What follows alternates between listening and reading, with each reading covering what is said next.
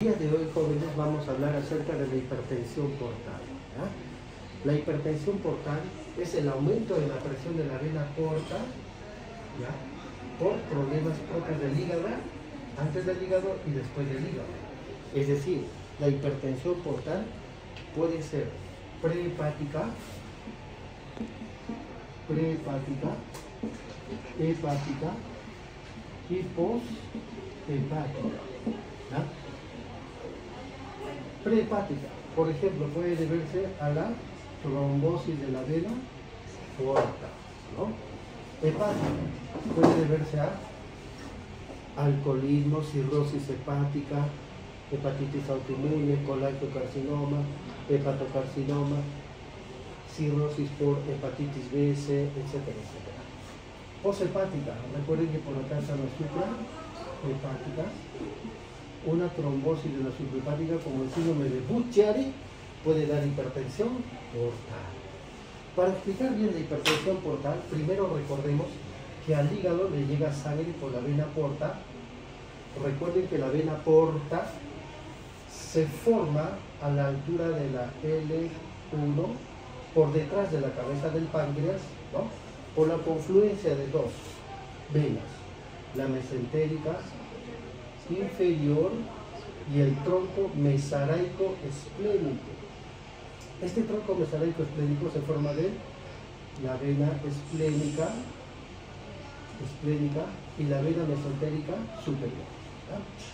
Llevan sangre hacia el hígado, grandes volúmenes de sangre de todo el sistema esplástico. Además, llega sangre de la arteria hepática. ¿Ya? Recuerden que la arteria hepática nace de la aorta, del tronco celíaco, ¿no? El tronco celíaco da la esplénica, coronarioestomáquica o gástrica izquierda y la hepática común. La hepática común se subdivide en la gastroduodenal y la hepática propiamente dicha. Entonces la arteria hepática lleva sangre al hígado, la vena porta lleva sangre al hígado. ¿Dónde se compensan todos estos? Dentro del hígado. Ahorita vamos a ver. ¿Qué cantidad de sangre lleva la vena porta?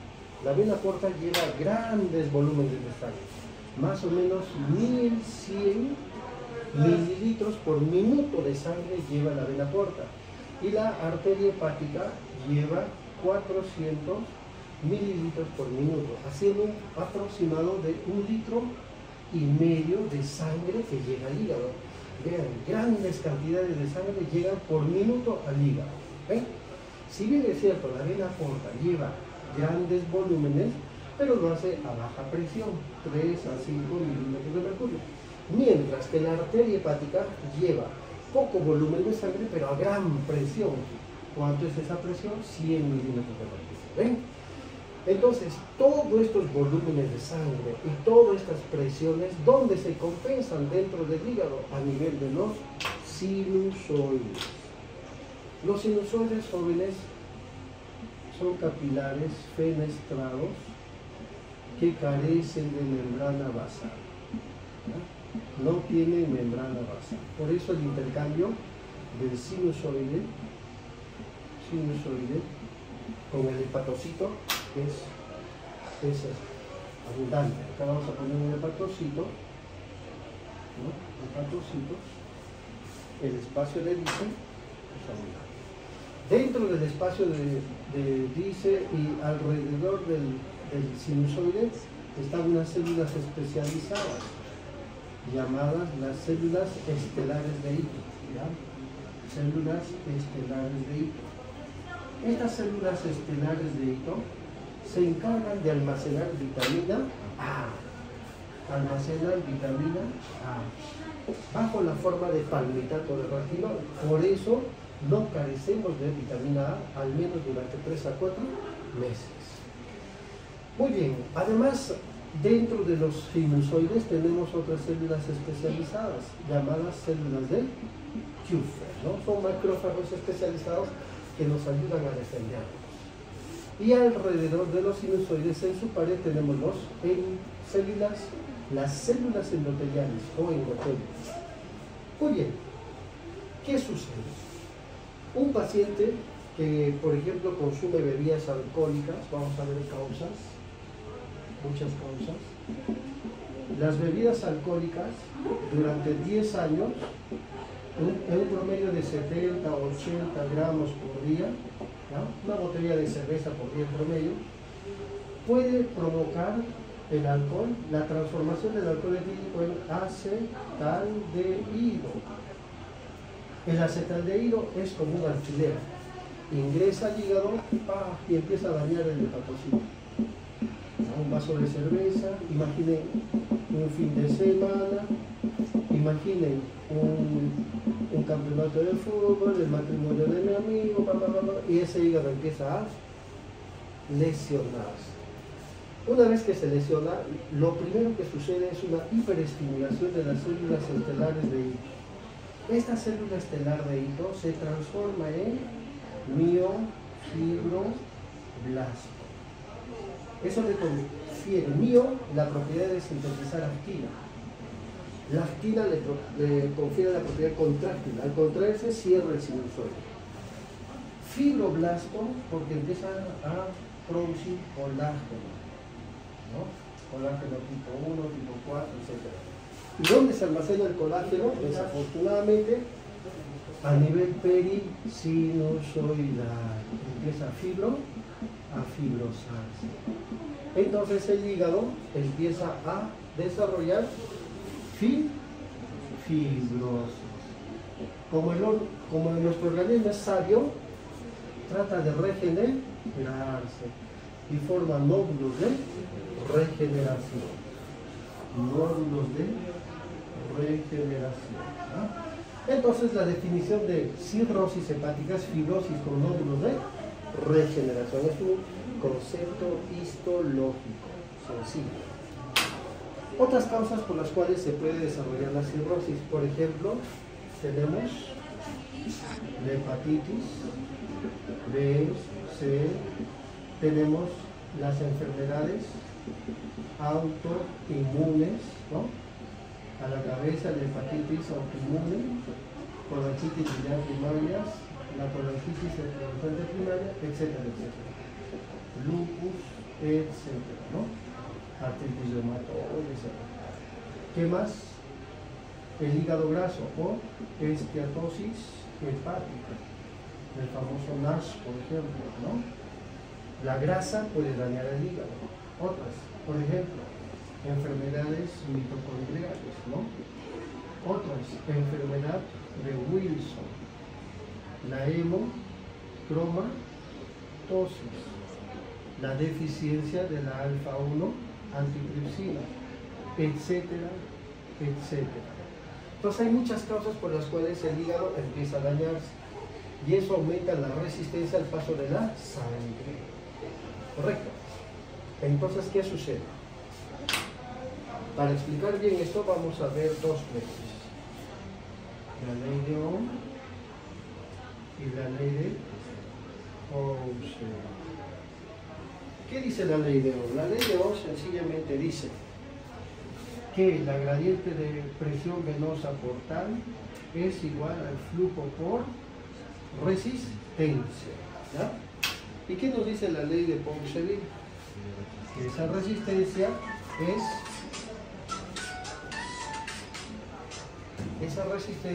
es igual a la constante de viscosidad por longitud, todo sobre radio elevado a la cuarta. ¿Ya? Listo. Haz una pausa, ¿no? La ley de Poiseuille dice que la resistencia es 8 veces la constante de viscosidad por la longitud de un vaso sobre el radio elevado a la cuarta, ¿no? ¿Cómo se explica esto de la resistencia, el flujo de sangre, etcétera? Todos los vasos sanguíneos, si vemos las fuerzas, las físicas, si alguien dijera cómo explica usted la vida con una fórmula matemática o física, es imposible de saber. Pero hay conceptos básicos que los científicos ya nos daron, lo vieron, estudiaron y los vamos a repasar. Miren, todos los vasos sanguíneos tienen un radio. Todos los vasos sanguíneos tienen una longitud. Todos tienen una constante de viscosidad dada por el hematocrito. ¿Correcto? El hematocrito variará unos gramos, unos porcentajes, no influye mucho. la longitud. Que un vaso sea largo o corto no afecta mucho, pero lo que sí influye la función hemodinámica es el radio.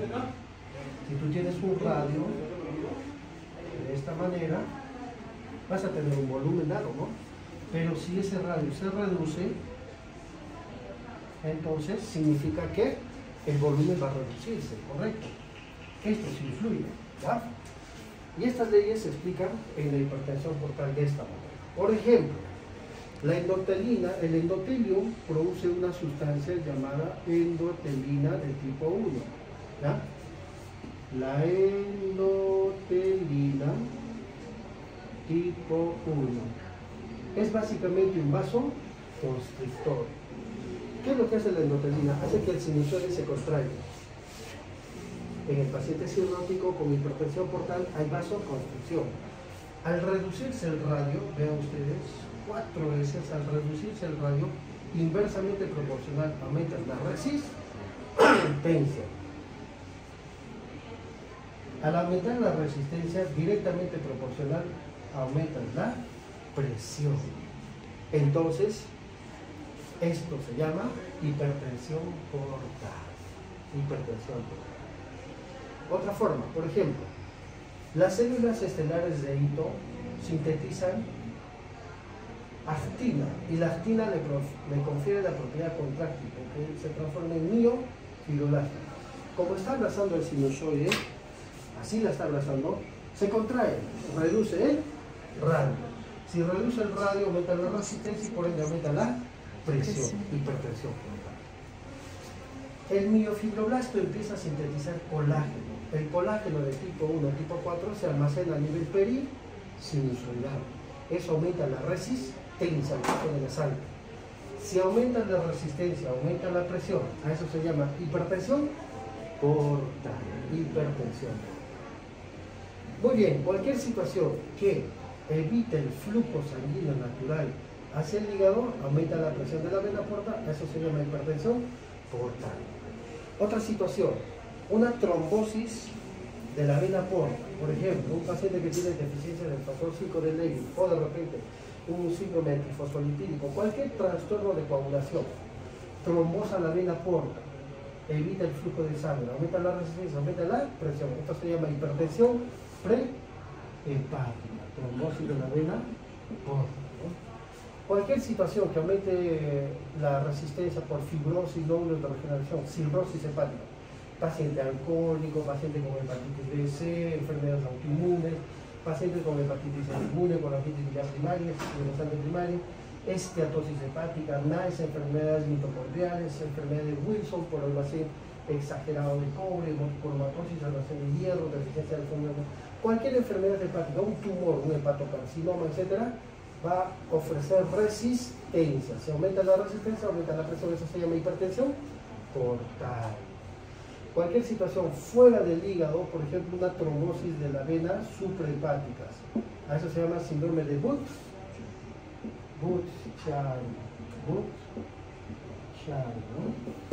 El síndrome de Budd-Chiari también aumenta la resistencia al flujo sanguíneo y eso se llama hipertensión portal post-hepática. Correcto.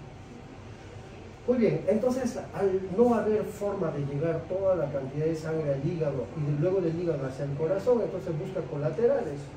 Esas colaterales, por ejemplo, esas venas van a dilatar shunts que naturalmente no estaban abiertos a nivel de las venas del esófago, y a eso se llama varices esofágicas, ¿no? Varices esofágicas. También pueden haber varices gástricas. También pueden haber varices duodenales, varices yeyunales, pueden ser varices peritoneales, pueden ser varices rectales. Cualquier tipo de varices, no solo existen las esofágicas. Muy bien, gastropatía de la hipertensión portal, etcétera, etcétera. ¿Qué más? El hígado sintetiza, ¿qué sintetiza el hígado? Albúmina. Al reducir la albúmina, al reducir la cantidad de albúmina, ¿sí? Eso reduce la presión oncótica a nivel de los vasos, ¿correcto? Los vasos sanguíneos reducen su presión oncótica, ¿sí? Porque hay menos albúmina, el organismo sintetiza más óxido nítrico, eso provoca vasodilatación, ¿sí? Aumento de la permeabilidad capilar, aumenta la permeabilidad capilar, y además ellos están en estado de hiperdinamia, ¿ya? Están en estado de hiperdinamia. Entonces, hay mayor presión hidrostática, más presión hidrostática, menos presión oncótica, el líquido empieza a salir afuera, ¿no? Se activa el sistema renina-angiotensina aldosterona. Se activa el sistema renina-angiotensina aldosterona. Se activa la acción de la hormona antidiurética, ADH, ¿no? ¿Qué más? El sistema simpático y demás. Entonces el paciente empieza a retener líquidos, retiene el líquido, y eso forma ácidos, ¿no? Empieza a llenarse de agua, ¿correcto? Y a eso se llama ácido. Entonces la hipertensión portal puede dar ascitis. Los riñones empiezan a dañar su flujo renal, etcétera, parenquimal y demás. Pueden dar un síndrome de hipertensión, síndrome hepatorenal. Pueden afectar los capilares pulmonares, estos se dilatan, hay hipoxemia por vasodilatación, síndrome hepatopulmonar, ¿no? Hipertensión portopulmonar, el paciente se desorienta, encefalopatía hepática, ¿no? Esos pacientes empiezan a tener edema de los astrocitos y al edematizarse empieza a haber primero desorientación tipo espacio-persona, inversión del sueño día-noche, luego entra en estado de sopor y luego de soporosos pasan al estado de coma. ¿Cómo se llama eso? Encefalopatía hepática. Encefalopatía hepática, ¿ya? Muy bien, haz una pausa. Este caso clínico trata de un paciente varón. Este es un paciente varón de 46 años, ¿ya? ¿Qué antecedentes de importancia tiene? Así va a venir en el examen. Alcoholismo durante 10 años, ¿ya? Ha ingerido bebidas alcohólicas de 70-80 gramos al día, más o menos una botella por día durante 10 años. Además, tiene hepatitis B sin tratamiento. Le dijeron, mire señor, usted tiene hepatitis B, pero sin tratamiento. Ingresa a la emergencia por un tiempo de enfermedad de un mes. ¿Con qué signos? Ictericia, hematemesis, melena, aumento de volumen del abdomen, edema en miembros inferiores, está soporoso, tiene dolor abdominal, náuseas y vómitos. Al examen físico está con hipotensión arterial, 70-40 de presión, está taquicárdico, 120 latidos por minuto, taquipneico, está desaturando y con un fígado sanitario. Al examen físico es evidente una piel amarillenta, ¿verdad? Ictericia, también, conjuntivas pálidas, arañas vasculares, hipertrofia parotidia, ginecomastia, ¿ya? El abdomen, se aprecia un abdomen distendido, globuloso, con circulación colateral, zonas de quimosis, matidez en flancos, signo de la oleada positivo, ¿ya? Y edema en miembros inferiores. Y en el estudio neurológico está SOPO 2. Muy bien, hasta ahí. ¿Qué diagnósticos tenemos? Con pausa.